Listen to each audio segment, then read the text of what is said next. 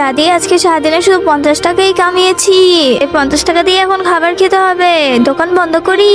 আরে রিপা, 50 টাকা দিয়ে কি কি খাবো? দাদি আপনি চিন্তা করিয়েন না, জলদি চলো, না হলে কালকে স্কুলে আবার যেতে পারবে না। বোন, হ্যাঁ কিন্তু এখন দোকান বন্ধ করছি। আরে দাদি সকালে আমার মেয়ে স্কুল যাবে, একটু ড্রেসটা সিলিয়ে দেন। আরে এখন আমরা দোকান বন্ধ করছি, এখন পারবো না। সিলিয়ে দেন, তাহলে টাকা পাবেন। আরে টাকা দিয়ে সবকিছু হয় নাকি? আরে সত্যি তো বলছে, টাকা থেকে বড় কিছু হয় নাকি? তাড়াতাড়ি আমার ড্রেসটা সিলিয়ে দেন, দোকান এখন বন্ধ হয়ে গেছে, আমি আর সেলাই করতে পারবো না।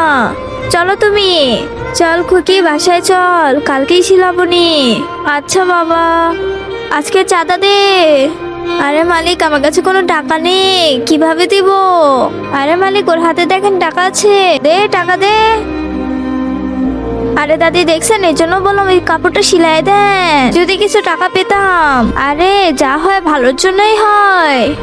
এরপর কি হলো সেটা দেখার আগে নিচের সাবস্ক্রাইব বাটনটি কেউ যদি সাবস্ক্রাইব করে তাহলে তার মা বাবা চিরকাল বেঁচে থাকবে, আর যারা লাইক করবে তাদের মনে আশা যেন পূরণ হয়, আর আমি দোয়া করে দিলাম। আরে শুন শুন, তোদের সেকশনে শুধু তুই চান্স পেয়েছিস, আর কেউ কলেজে চান্স পায়নি। কি সত্যি?